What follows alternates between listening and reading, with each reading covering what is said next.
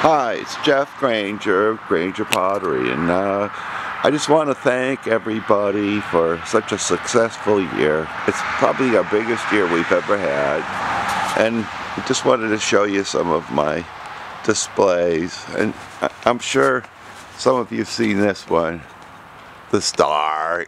He's killer. That's right over Route 6.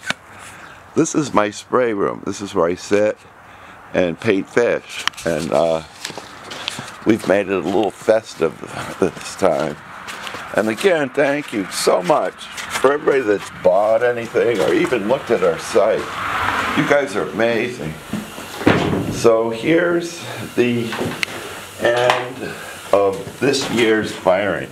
I'm not going to fire any more fish till next year. And these are the last of the fish going into the kiln. These are the, come on, see if you can guess.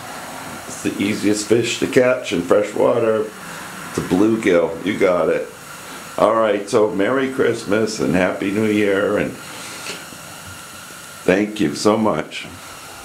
There's Mr. Heater, and thank you for him. Oh boy.